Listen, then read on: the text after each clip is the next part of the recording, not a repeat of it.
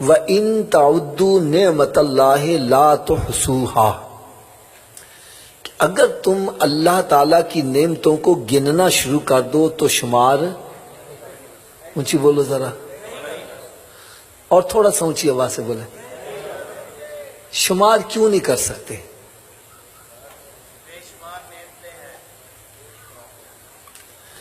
ایک جواب تو یہ ہے کہ نعمتیں ہی اتنی زیادہ ہیں کہ شمار میں، گنتی میں آ نہیں سکتی۔ اور دوسرا جواب جو میرے ذہن میں ہے وہ میں آپ کے سامنے پیش کرنے لگا ہوں، بڑے غور سے سننا۔ دوسرا جواب یہ ہے کہ بھائی نعمتیں تو وہ گنے جس کو نعمتوں کا پتہ ہو۔ یار اللہ تعالیٰ کی اتنی بے شمار نعمتیں ہیں، ان کو ہم نعمت سمجھتے ہی نہیں ہیں، اور اس کی قدر کب ہوتی ہے؟ جب بندہ محروم ہو جاتا ہے، پھر پتہ چلا یہ اتنی بڑی نعمت ہے۔ میں ایک مثال دینے لگا ہوں، ہمارے منہ میں تھوک بنتا ہے، ادھر پھینک ادھر پھینک ادھر پھینک، کبھی یہ تھوک کو رب کی نعمت سمجھا ہے؟ اور یہ کتنی بڑی نعمت ہے۔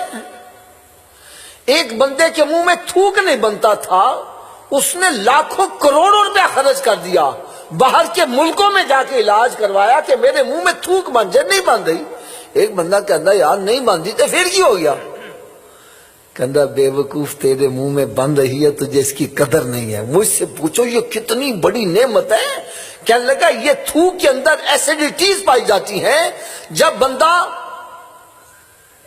کھانا کھاتا ہے تو لقمہ جو ہے اس کے ساتھ لعاب شامل ہوتا ہے، معدے میں جاتا ہے، ہضم ہو جاتا ہے۔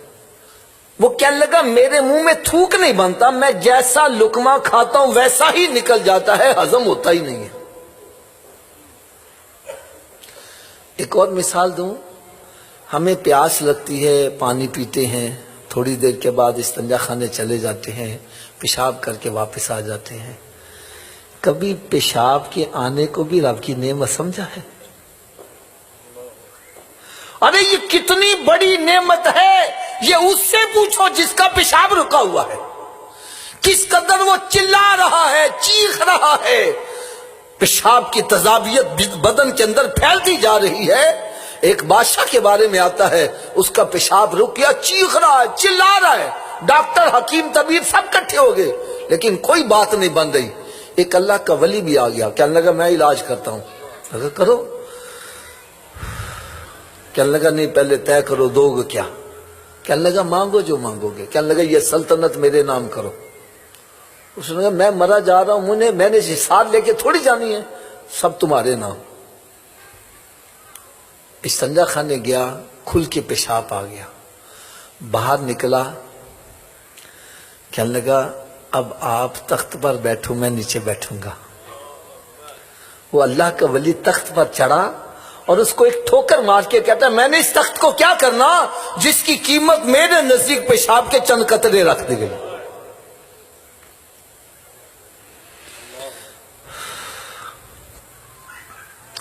دیکھو بھائی، میں سمجھانے کے لیے ایک بات کہنے لگا ہوں، اللہ تعالیٰ ہر مسلمان کو برے وقت سے محفوظ رکھے۔ میں سمجھانے کے لیے بات، ایک بندے کی ایکسیڈنٹ میں ٹانگ ٹوٹ جاتی ہے، وہ مصنوعی ٹانگ لگاتا ہے، چند دن گزرتے ہیں، چھوٹی ہو جاتی ہے، پھر جاتا ہے بڑی کروانے، پھر چھوٹی ہوتی ہے، پھر بڑی کروانے جاتا ہے۔ یار جو رب نے ہمیں ٹانگ دی، اس کو کبھی چھوٹی بڑی کروانے کی ضرورت پڑی ہے؟ یار جب پیدا ہوئے تھے کتنی ٹانگ تھی، جیسے جیسے وقت گزر رہا ہے یہ بڑھتی جا رہی ہے۔ میں کہتا کروڑ اربوں تو کوئی چیز نہیں ہے، پوری دنیا کی دولت بھی ایک بندے کو دے دی جائے اور اس سے کہا جائے ایسا ہاتھ بنا دے، بنا سکتا ہے؟ اونچی بولو یار، ٹانگ بنا سکتا ہے؟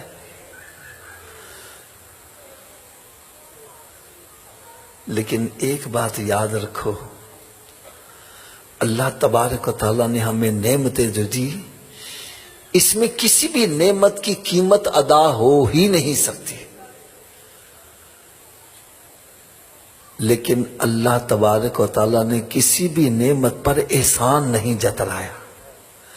کہیں یہ نہیں فرمایا میرا احسان مانو، میں تمہیں ہاتھ دیا ہے، ٹانگ دیے ہیں، تمہیں سر دیا ہے، دماغ دیا ہے، تمہارے لیے زمین آسمان بنائے، کسی جگہ بھی نہیں فرمایا۔ اگر احسان جتلائے تو صرف ایک احسان جتلایا، فرمایا لقد من اللہ علی المؤمنین اذ بعث فیہم رسولا، اے مومنو میرا احسان مانو، میں نے اپنا محبوب تمہیں عطا کر دیا ہے۔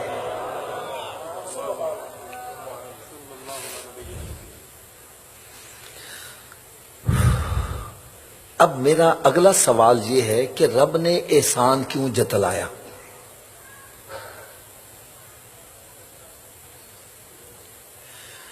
اتنی کمال نعمتیں دی، اتنی قیمتی نعمتیں دی، احسان نہیں جتلایا۔ محبوب کی باری آئی، احسان جتلا دیا، اس کی کیا وجہ ہے؟ ایک بزرگ نے اس کا جو جواب دیا میرے دل کو بڑا پیارا لگا۔